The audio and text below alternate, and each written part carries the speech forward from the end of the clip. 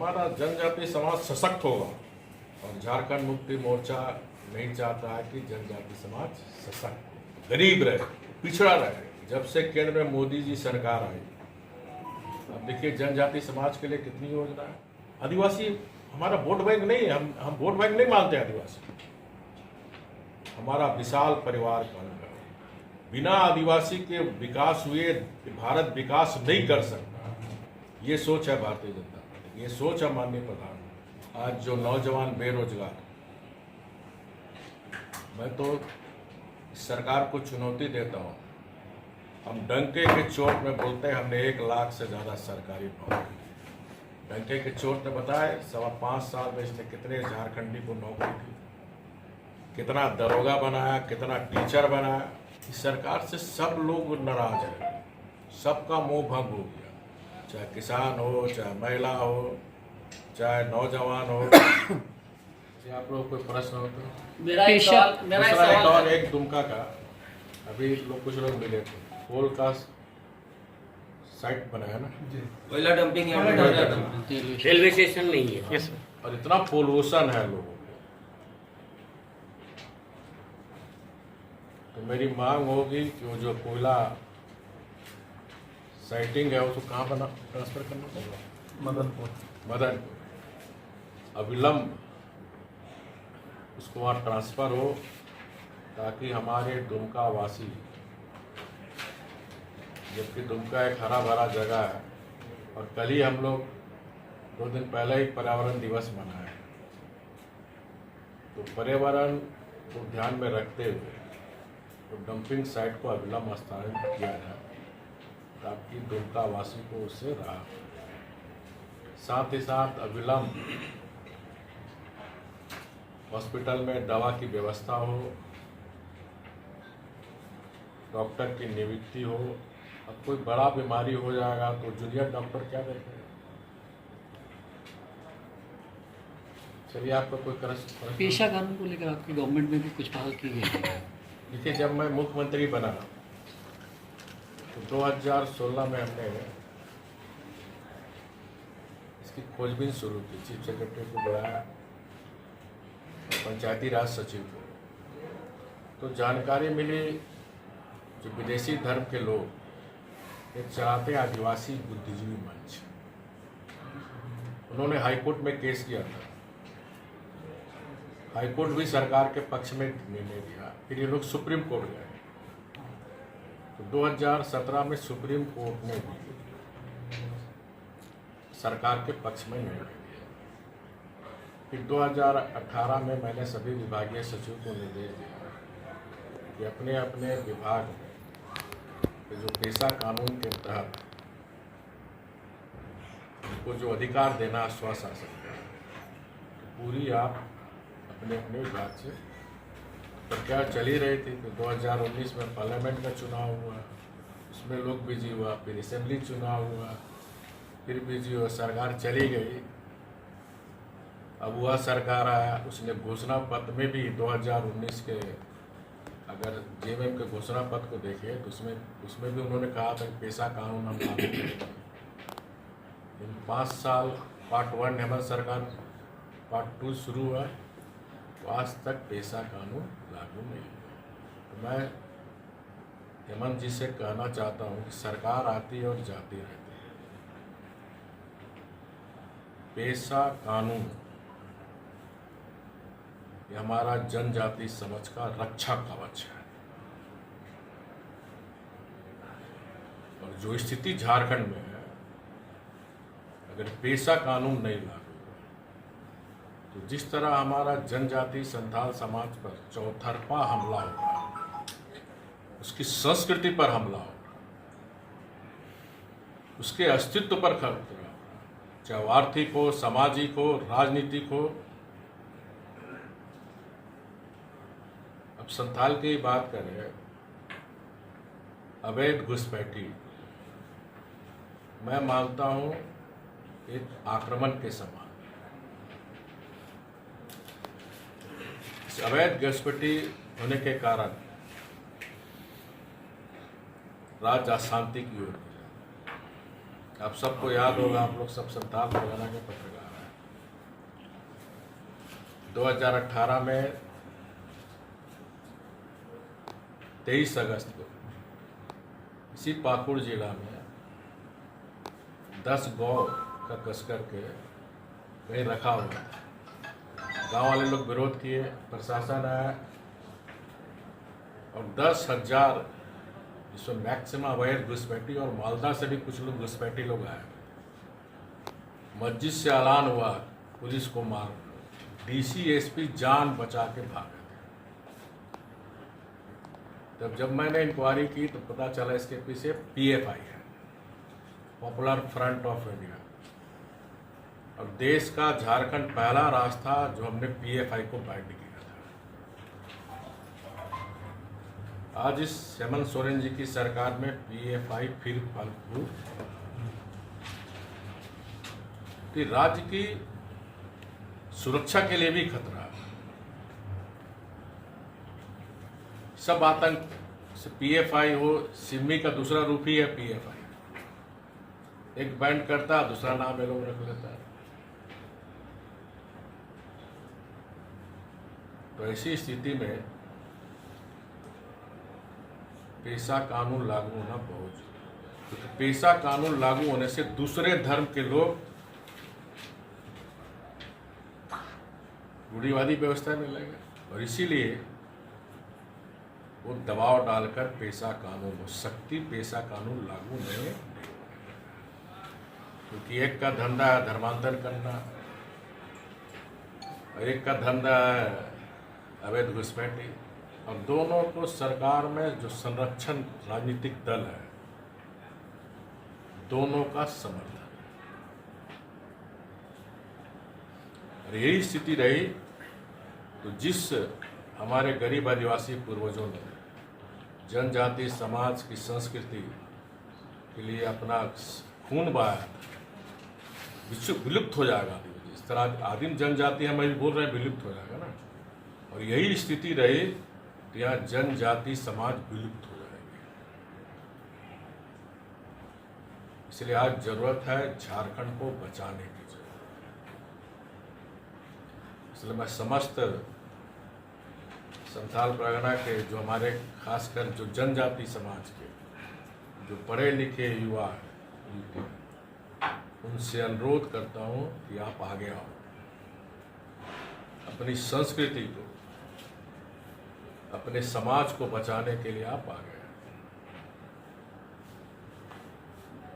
चलिए अनेक question. Finance commission से जो पैसा 1400 करोड़ आप बताएं वो कब ये सेंटर का डायरेक्शन आया है? 10 दिन पहले, 15 दिन पहले। दूसरा इसी तरह यहाँ नगर निगम नगर परिषद का भी चुनाव नहीं हो रहा, कोर्ट के डायरेक्शन के बाद भी लगातार टालते जा रहा है। उससे भी हर साल 1700-1800 करोड़ रुपया एक तरफ भारत सरकार देने को तैयार है, दूसरी तरफ आप ढिंडोरा पीटते हैं भारत सरकार पर में इतनी बकाया है। झारखंड की जनता के आंख में धूली झोंक रहे हो आप। झारखंड मुक्ति मोर्चा कांग्रेस पार्टी नहीं चाहता है कि जनजाति समाज का विकास हो, पिछड़ा करना चाहता है, गरीब रखना चाहता है आदिवासी समाज, ताकि उसकी दुकानदारी चलता रहे।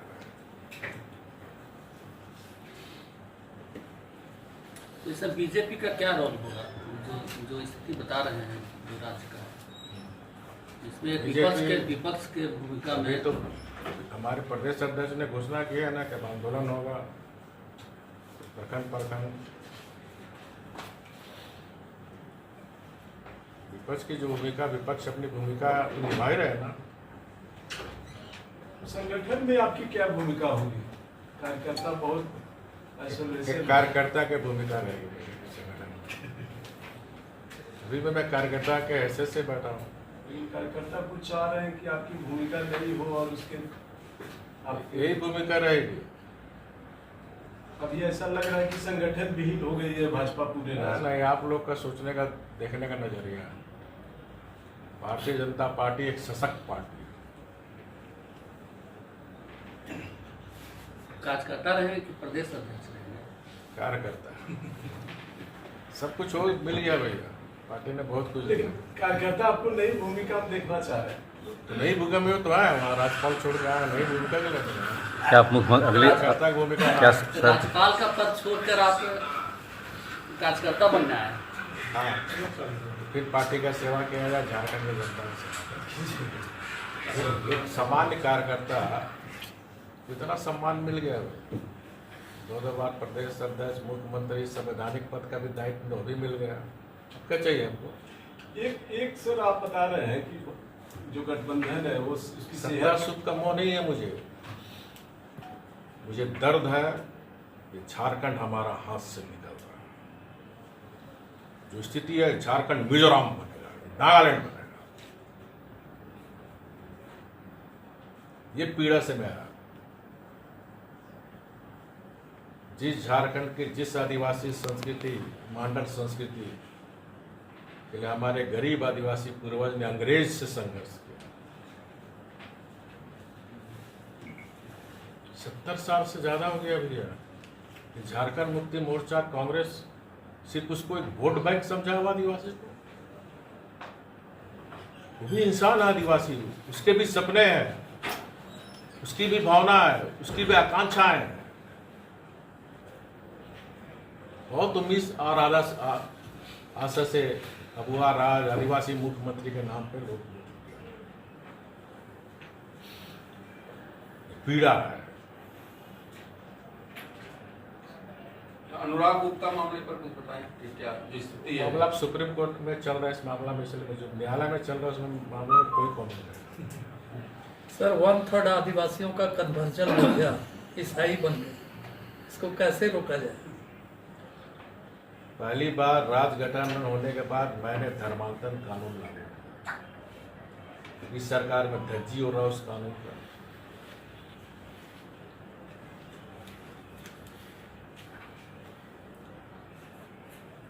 देखिए, इस राज्य में एक ग्रुप लगा हुआ है इसको ईसाई प्रदेश बनाना, एक ग्रुप लगा हुआ है इसको इस्लाम प्रदेश बनाना। इसलिए आप लोग के लिए बहुत गंभीर की चिंता का विषय है। बहुत डीपली आप सोचो तो आने वाले 5-10 साल में आदिवासी विलुप्त हो जाए, अल्पसंख्यक हो जाए। भाजपा आदिवासियों के लिए, उनके हित के लिए इतना सोच रही है, लेकिन आदिवासी समाज जो है वो भाजपा पे विश्वास क्यों नहीं कर पा रहा है? भाजपा पे आदिवासी समाज विश्वास क्यों नहीं कर पा रहा है? देखिए, उसकी बहुत सा कारण है। मैंने कहा ना, कुछ अदृश्य शक्ति है जो हमारा जनजाति समाज को बरसों से बीजेपी आएगा जल जंगल जमीन छीन लेगा, बीजेपी आएगा हमारा रीति रिवाज खत्म कर देगा। जो रीति रिवाज खत्म कर रहा वही रीति रिवाज की बात कर रहा, जो जंगल जमीन को लूट रहा। इसीलिए जो चौपाल लगने का कार्यक्रम हो उसके पीछे वही है, क्योंकि गरीब पेपर नहीं पढ़ता, वो मीडिया नहीं देखता। गरीब अभी शुरुआत है, अभी गांव गांव मेरा पद यात्रा चलेगा बरसात के बाद। कब से शुरू करें? गुलगुला पद यात्रा कब से शुरू होगी? बरसात के बाद। फिर यहाँ जो हमारे सिद्धू कारों ने किया था हुल क्रांति, फिर जनजाति समाज की और संस्कृति को बचाने के लिए फिर हुल क्रांति की जरूरत। सर ये एक टेक्निकल सवाल है, जो पेशा कानून के बारे में आप बता रहे हैं, तो यहाँ पे जो है एक तो एक स्पेशल एक्ट है एसपीटी और सीआरटी, उसके तहत भी बहुत सारे प्रावधान हैं। दूसरा एक सेंट्रल एक्ट है, सेंट्रल एक्ट में भी जो है स्थानीय स्वशासन को लेकर के अलग है। तो ये कहीं ना कहीं जो है ये टकराहट की स्थिति नहीं है कहीं पे। आप समझ गए, चाहे सीएनटी एक्ट में हो चाहे स्पीड एरिया हो, सभी जगह पेशा कानून लागू, ठीक है। जो पंचायती था वही चीज तो आपको बात मैटर समझ गया, इसलिए आप पेशा कानून नहीं लागू था, इसलिए पंचायत चुनाव जैसे ही पेशा कानून 13 जिला में लागू हो जाएगा, पंचायत चुनाव फिर सीधा कानून उसको शासन का अधिकार दे दिया रूढ़िवादी व्यवस्था। निगम का सारा काम ग्राम पर, वन से उत्पादित सारा हमारा जनजातीय समाज सशक्त होगा। और झारखंड मुक्ति मोर्चा नहीं चाहता है कि जनजातीय समाज सशक्त हो, गरीब रहे, पिछड़ा रहे। जब से केंद्र में मोदी जी सरकार आई, अब देखिए जनजातीय समाज के लिए कितनी योजना है। ये जो हमारा आदिम जनजातीय समाज, पहली बार ना देश की आज़ादी के बाद मोदी जी ने खूंटी से PM जनमन योजना शुरू की, जिसमें 28,000 करोड़ रुपये सिर्फ जनजाति, जो हमारा पहाड़िया जाति हो, चाहे उधर उस तरफ आपका सबर जाति हो, सड़क का, पानी का, रोजगार के लिए। आदिवासी हमारा वोट बैंक नहीं है, हम वोट बैंक नहीं मानते आदिवासी। हमारा विशाल परिवार का अंग है। बिना आदिवासी के विकास हुए भारत विकास नहीं कर सकता। ये सोच है भारतीय जनता पार्टी, ये सोच है माननीय प्रधानमंत्री। अगर देश का विकास करना हो तो हमें जनजाति आदिवासी समाज का विकास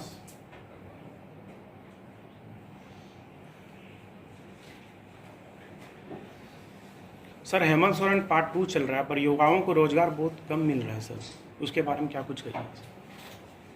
युवाएं देखिए, आज सड़क में कौन है?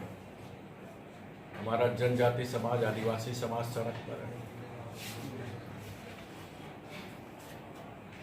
आज जो नौजवान बेरोजगार,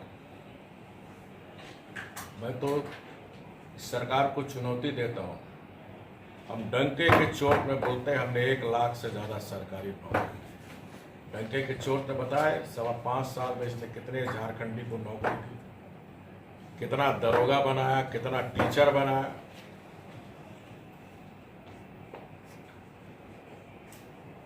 इस सरकार से सब लोग नाराज है, सबका मुंह भंग हो गया, चाहे किसान हो, चाहे महिला हो, चाहे नौजवान हो। अब मैया बप्पा योजना वोट लेने के समय आप लोग बड़का बड़का विज्ञापन मिला था कि 18 साल से 50 साल तक सभी महिलाओं को 2,500 रुपया। ये विज्ञापन था, कोई काट छाट का तो नहीं था उसमें। हमारा जनता वोट दे दिया उसको। तो आपको भी जानकारी होनी चाहिए, 18 साल से 50 साल तक की संख्या 70 लाख। क्या इस सरकार अपने चुनाव के समय किए गए वादे के अनुसार 70 लाख को मैया योजना दे रही है? सत्ता मिल गया तो कटौती करते जा रहे हैं, आगे 20-25 लाख। एक बार ही सिर्फ 57 लाख दिया, उसके बाद शर्त लगाते लगाते लगाते आज 20-25, कुछ दिन के बाद वो भी। इसीलिए मैंने कहा सिर्फ आदिवासी समाज को नहीं ठगा, झारखंड की माँ बहनों को भी इसने ठगा है, छला है। कोई ऐसा झारखंडी नहीं है जिसको इस सरकार ने ठगा। तो सरकार को मैं चेतावनी देना चाहता हूँ, यही सरकार चढ़ाना भी जानती है, यही जनता फिर उतारना भी। इसलिए जनता से जो वादा किया वादा पूरा। ओके।